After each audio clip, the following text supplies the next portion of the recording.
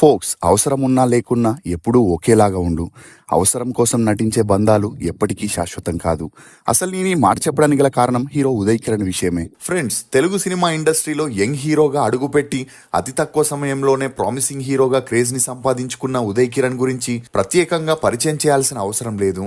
అంతేకాకుండా మెగాస్టార్ చిరంజీవి గారు తన కూతురితో ఉదయ్ కిరణ్ కి పెళ్లి చేయడానికి ముందుకు రావడంతో ఉదయ్ కిరణ్ భవిష్యత్తులో మరో మెగాస్టార్ అవుతాడని అప్పట్లో సినీ అభిమానులు అనుకున్నారు. కానీ అందరి అంచనాలు తారుమారయ్యాయి. చిరంజీవి అంతటి హీరో కాలేకపోయినా చిరంజీవిగా జీవించలేకపోయాడు. అసలు టాప్ లో ఉన్న ఉదయ్ కిరణ్ కెరియర్ అమాంతంగా కిందికి పడిపోవడానికి గల కారణాలేంటి? చిరంజీవి కూతురు సుష్మితతో ఉదయ్ కిరణ్ పెళ్లి ఎందుకు ఆగిపోయింది? ఆర్థిక ఇబ్బందుల వల్లనే ఉదయ్ తన జీవితాన్ని అంతం చేసుకున్నాడా? ఉదయ్ కిరణ్ అక్కైన శ్రీదేవి ఉదయ్ కిరణ్ విషయంలో తన భార్య నిషితాని ఎందుకు నిందిస్తుంది అనే నమ్మలేని నిజాల్ని ఈ వీడియోలో చెప్పడానికి నేను ప్రయత్నిస్తాను. మీరు మాత్రం ఈ వీడియోని పూర్తిగా చూడండి.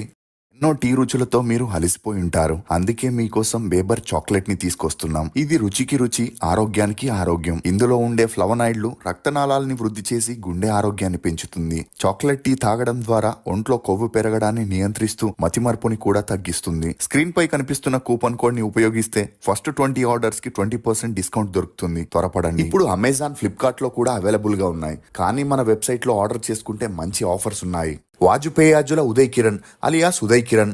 ఇతను 1980 జూన్ 26న తెలంగాణలోని హైదరాబాద్ లో ఒక బ్రాహ్మణ ఫ్యామిలీలో జన్మించాడు. తండ్రి బీవీకే మూర్తి, తల్లి నిర్మల.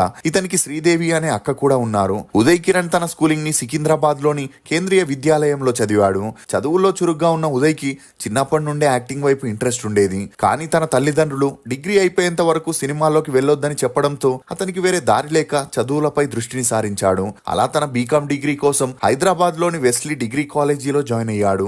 ఇక అలా ఒకవైపు డిగ్రీ చదువుతూనే మరోవైపు ఇంట్లో తెలియకుండా మోడలింగ్ చేస్తూ మధ్య మధ్యలో యాక్టింగ్ కోసం ట్రై చేస్తుండేవాడు.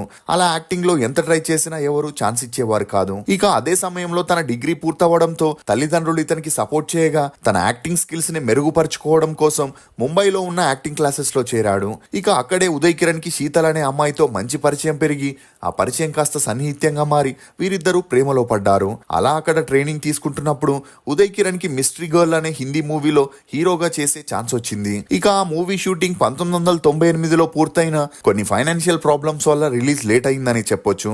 అయినా పట్టువదలని విక్రమార్కుళ్ళ హిందీ మూవీస్ లో ఎంత ట్రై చేసినా ఎటువంటి ప్రయోజనం లేకపోవడంతో తన మకాన్ని ముంబై నుండి హైదరాబాద్ కి మార్చేసి తెలుగు మూవీస్ లో ట్రై చేయడం మొదలెట్టాడు. ఇక ఈ క్రమంలోనే డైరెక్టర్ తేజ తన మొదటి మూవీ అయిన చిత్రం కోసం ఆడిషన్ ని నిర్వహించగా ఈ విషయం తెలుసుకున్న ఉదయ్ కిరణ్ ఆ ఆడిషన్ లో పాల్గొనడం జరిగింది. అలా ఉదయ్ కిరణ్ లుక్స్ మరియు యాక్టింగ్ తనకి బాగా నచ్చడంతో చిత్రం మూవీకి పర్ఫెక్ట్ గా ఉంటాడని డైరెక్టర్ తేజ అతన్ని సెలెక్ట్ చేయాలనుకున్నాడు. కానీ ఉదయ్ న్యూ కమర్ అయినప్పటికీ రెమ్యూనరేషన్ ని డిమాండ్ చేయడంతో ఆ మూవీ ప్రొడ్యూసర్ అయిన రామోజీరావు గారు ఉదయ్ కిరణ్ కి బదులుగా వేరే హీరోని చూడమని చెప్పిన తేజ మాత్రం ఎలాగైనా ఉదయ్ కిరణ్ ఆ మూవీకి హీరోగా కావాలని రామోజీరావు గారిని కన్విన్స్ చేసి తనకి రెమ్యూనరేషన్ గా 25,000 రూపాయలని ఫిక్స్ చేయడంతో ఉదయ్ కిరణ్ తో మూవీ చేసేందుకు ఒప్పుకున్నాడు. ఇక అలా చిత్రం మూవీ షూటింగ్ పూర్తయి 2000 సంవత్సరంలో రిలీజ్ అవ్వగా ఆ మూవీ సూపర్ డూపర్ హిట్ అవ్వడంతో ఉదయ్ కిరణ్ కి యూత్ లో అమాంతంగా క్రేజ్ పెరిగింది. దీంతో తేజ అనే మళ్ళీ ఉదయ్ కిరణ్ తో 2001లో నువ్వు నేను అనే మూవీని చేయగా అది కూడా హిట్ అవ్వడం, ఆ వెంటనే వచ్చిన మనసంతా నువ్వే మూవీ కూడా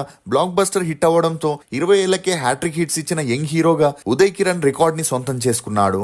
దీంతో ఉదయ్ కిరణ్ కి మూవీస్ లో ఆఫర్స్ వెతుక్కుంటూ రావడం మొదలయ్యాయి. కానీ అతి చిన్న ఏజ్ కే వచ్చిన సక్సెస్ ని ఉదయ్ కాపాడుకోవడంలో విఫలమయ్యాడనే చెప్పొచ్చు. అంటే స్టోరీ సెలెక్షన్, ప్రొడక్షన్ వాల్యూస్ మీద అవగాహన లేకుండా తన రెమ్యూనరేషన్ మీదే ఎక్కువ ఫోకస్ చేయడంతో ఆ తర్వాత వచ్చిన చాలా వరకు మూవీస్ ఫ్లాప్ అవుతూ వచ్చాయి. ఇదిలా ఉంటే ఉదయ్ తన గర్ల్ ఫ్రెండ్ శీతల్ తో 2 ఇయర్స్ డేట్ చేస్తూ సీరియస్ రిలేషన్ లో ఉండేవాడు. కానీ ఎప్పుడైతే ఉదయ్ కి సక్సెస్ వచ్చిందో అప్పటి నుండి శీతల్ ని సరిగ్గా కలవకపోవడం, ఆమె కోసం కాస్త టైం స్పెండ్ చేయకపోవడంతో వీరిద్దరికి మనస్పర్ధాలు వచ్చి ఆ గొడవలు తారాస్థాయికి వెళ్లడంతో శీతల్ ఉదయ్ తో బ్రేకప్ చేసుకుని వెళ్లిపోయింది.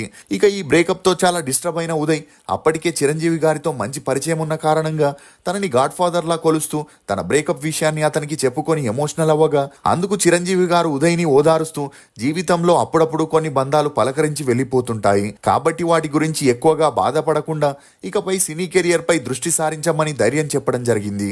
అలా అప్పటి నుండి తన దృష్టిని సినిమాల వైపు సారిస్తూ కలుసుకోవాలని శ్రీరామ్, హోలీ, జోడీ నెంబర్ 1, నీకు నేను నాకు నువ్వు అనే మూవీస్ ని బ్యాక్ టు బ్యాక్ చేస్తూ ఉదయ్ కిరణ్ తన కెరియర్ లో దూసుకుపోతుండడం చూసిన చిరంజీవి గారు ఇంప్రెస్ అయి తన పెద్ద కూతురు సుష్మితని పెళ్లి చేసుకోమని ఉదయ్ కి ప్రపోజ్ ప్రపోజల్ ని కూడా పెట్టడం జరిగింది. ఇక తెలుగు ఇండస్ట్రీ మెగాస్టార్ వచ్చి తనకి ప్రపోజల్ పెట్టడంతో ఉదయ్ కిరణ్ ఆనందానికి అవధులు లేకుండా పోయాయి. దీంతో ఉదయ్ ఇమీడియట్ గా ఆ పెళ్లికి ఓకే చెప్పడంతో 2003లో ఉదయ్ కి సుష్మితకి గ్రాండ్ గా ఎంగేజ్మెంట్ చేయగా ఆ ఎంగేజ్మెంట్ కి ఇండస్ట్రీలోని పెద్దలు హీరోయిన్లందరూ తరలి వచ్చారు. ఇక ఈ పెళ్లితో ఉదయ్ కిరణ్ మెగాస్టార్ కి అల్లుడవుతున్నాడని, మనోడి దశా దిశ మారిపోతుందని ఇండస్ట్రీలో గట్టిగా టాక్ నడిచింది. అంతేకాకుండా మెగా ఫ్యాన్స్ ఫాలోయింగ్ కూడా ఉదయ్ కి సపోర్ట్ చేయడంతో నెక్స్ట్ చిరంజీవి గారి సినీ వారసుడు ఉదయ్ అని అందరూ అనుకోవడం మొదలెట్టారు. ఇక పెళ్లికి ముందే ఉదయ్ సుష్మిత కలిసి వెకేషన్స్, ఫారెన్ ట్రిప్స్ కి వెళ్తూ ఉండేవారు. ఇదిలా ఉంటే ఎలాంటి బ్యాక్గ్రౌండ్, డబ్బు లేని ఉదయ్ కిరణ్ ని చిరంజీవి గారు అల్లుడిగా చేసుకోవడం గిట్టని కొంతమంది ఉదయ్ కిరణ్ కి చిరంజీవి గారి కూతురు గురించి తప్పుగా చెప్పడం మొదలెట్టారు. అలా సుష్మితకి ఆల్రెడీ చాలా మంది బాయ్ ఫ్రెండ్స్ ఉండేవారని, ఒకసారి బాయ్ ఫ్రెండ్ తో కారులో పోలీసులకి దొరికిందని చెప్పడంతో ఉదయ్ వెనక ముందు ఆలోచించకుండా ఎప్పటిలాగే చిరంజీవి గారితో సుష్మిత గురించి తను విన్న విషయాలన్నింటినీ అడగడం జరిగింది. అందుకు చిరంజీవి గారు, మనం ఎదుగుతుంటే ఓర్వలేక 10 మంది 100 చెబుతారు, ఆ మాటల్ని పట్టించుకోకు, నీకు మంచి భవిష్యత్తు ఉంది, నా మాట విను అని ఎంత నచ్చ చెప్పినా అప్పటికే ఉదయ్ సక్సెస్ నషాలో ఉండడం, యూత్ లో కూడా మంచి క్రేజ్ ఉండడంతో ఉదయ్ చిరంజీవి గారి మాటల్ని పట్టించుకోలేదు. అంతేకాకుండా నేను ఒక అప్కమింగ్ స్టార్ ని, నా లైఫ్ లో ఎలాంటి అమ్మాయి కావాలో నాకు తెలుసు, నేను మీ అమ్మాయిని పెళ్లి చేసుకోనని కరాఖండిగా చెప్పేసి ఉదయ్ అక్కడి నుండి వెళ్ళిపోవడం జరిగింది. దీంతో చిరంజీవి గారికి ఆకాశం తలపై వచ్చి పడినట్లయింది. ఇక ఈ క్రమంలోనే మెగా కుటుంబ సభ్యులందరూ ఉదయ్ కి ఎంత నచ్చ చెప్పినా వినకపోవడంతో పవన్ కళ్యాణ్, నాగబాబు, అల్లు అరవింద్ ఉదయ్ తో గొడవలకి దిగారు. అయినా కూడా ఉదయ్ అవన్నీ పట్టించుకోకపోవడంతో వేరే దారి లేక చిరంజీవి గారే జరిగిన ఎంగేజ్మెంట్ ని క్యాన్సిల్ చేశారు. దీంతో ఆ వెంటనే సుష్మితకి చెన్నైకి చెందిన బిజినెస్ మ్యాన్ అయిన విష్ణు ప్రసాద్ తో హడావిడిగా పెళ్లి చేశారు. అలా ఎప్పుడైతే సుష్మిత పెళ్లి జరిగిందో ఉదయ్ జీవితం ఒక్కసారిగా తలకిందులైంది. ఇక అలా చిరంజీవి అల్లుడనగానే వచ్చిన ఆఫర్లన్నీ వెనక్కి వెళ్లిపోయాయి. పెద్ద నిర్మాతలు ఇచ్చిన అడ్వాన్సులను వెనక్కి తీసుకున్నారు. అంతేకాకుండా ఆ తర్వాత వచ్చిన మూవీస్ లవ్ టుడే, అవునన్నా కాదన్నా, ఒంబు సండై, గుండె జల్లు మంది అనే movies back to back release అయ్యి థియేటర్స్ దొరకక, ఆడియన్స్ రాక ఆ మూవీస్ అన్ని ఫ్లాప్ అయ్యాయి. ఇక ఒక స్టేజ్ లో చిరంజీవి గారి ఫ్యామిలీ ఉదయ్ కిరణ్ కెరియర్ ని తొక్కేశారని, అతనికి సినిమాలు రాకుండా చేశారని, థియేటర్స్ లో అతని మూవీస్ ని ఆడనివ్వట్లేదనే టాక్ వినిపించిన మరికొంతమంది ఉదయ్ కిరణ్ కి స్టోరీ సెలెక్షన్ రాదని, డబ్బు కోసం దొరికిన మూవీస్ ని చేయడం వల్లే అతను ఫ్లాప్ అయ్యాడని, ఇందులో మెగాస్టార్ ఫ్యామిలీ ఇన్వాల్వ్మెంట్ లేదని చెప్పినా ఎవరు నమ్మేవారు కాదు. ఇక చివరికి ఉదయ్ కిరణే కొంత డబ్బుని పెట్టుబడిగా పెట్టి జై శ్రీరామ్ అనే మూవీని చేయగా అది కూడా ఫ్లాప్ అవ్వడంతో ఆ తర్వాత నువ్వెక్కడుంటే నేనక్కడుంటా, పెన్సింగం అనే మూవీస్ లోను పెట్టుబడి పెట్టిన ఆ మూవీస్ అన్ని డిజాస్టర్స్ అవ్వడంతో ఉదయ్ తను సంపాదించిన ఆస్తులన్నింటినీ అమ్ముకోవాల్సి వచ్చింది. ఇక అలా వరుస ఫ్లాపులతో పాటు ఇన్వెస్ట్ చేసిన డబ్బు కూడా రాకపోయేసరికి అప్పిచ్చిన వారంతా ఉదయ్ కి టార్చర్ చేయడం మొదలెట్టారు. ఇదిలా ఉంటే ఏఎం రత్నం గారు ఉదయ్ కిరణ్ తో తెలుగు, తమిళ్లో ఒక మూవీని చేయాలని ప్లాన్ చేయగా ఆ మూవీ షూటింగ్ 80% పూర్తయిన తర్వాత షూటింగ్ ని వెంటనే ఆపేయాలని మెగా కాంపౌండ్ నుండి తనకి ఒత్తిడి వచ్చిందని, ఒకవేళ వారిని కాదని సినిమా రిలీజ్ చేసినా అందుకు థియేటర్స్ దొరకకుండా చేస్తానని బెదిరించారని, దీంతో తను ఆ మూవీని ఆపేయాల్సిన పరిస్థితి వచ్చిందని ఆ మూవీ ప్రొడ్యూసర్ ఒక ఇంటర్వ్యూలో చెప్పుకొచ్చాడు. దీంతో ఆ తర్వాత ఉదయ్ కిరణ్ కి ఆఫర్స్ లేక ఇంట్లోనే ఉండాల్సిన పరిస్థితి వచ్చింది. ఇక ఈ క్రమంలోనే ఉదయ్ కిరణ్ మానసికంగా కృంగిపోయి అప్పుల బాధలు కూడా ఎక్కువై రూమ్ లో ఒంటరిగా ఉంటూ వచ్చాడు. దీంతో కుటుంబ సభ్యులు ఉదయ్ కి పెళ్లి చేస్తేనైనా నార్మల్ అవుతాడని విషిత అనే అమ్మాయిని చూడగా ఇమీడియట్ గా పెళ్లి చేసుకోకుండా వీరిద్దరూ 1.5 year డేట్ చేసి మంచి అండర్స్టాండింగ్ రావడంతో 2012లో పెద్దల సమక్షంలో సింపుల్ గా పెళ్లి చేసుకుని ఒకటయ్యారు.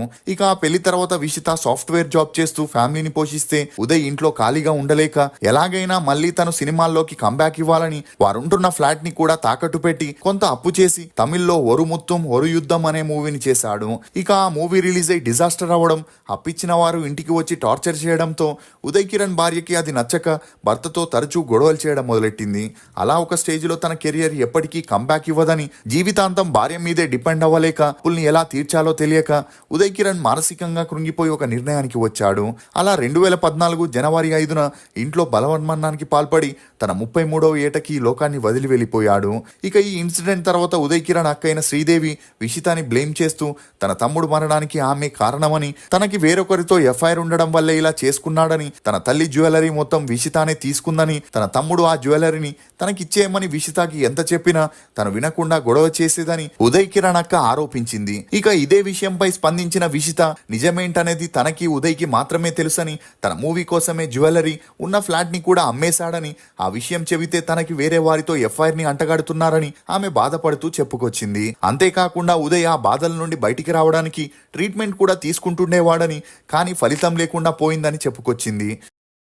ఫోక్స్ నటించే బంధాలు ఎప్పుడూ తీయగా మధురంగానే ఉంటాయి. నిజమైన బంధాలు ఎప్పుడూ కష్టంగా కఠినంగానే ఉంటాయి. ఇది అందరికీ తెలిసిన నిజమే.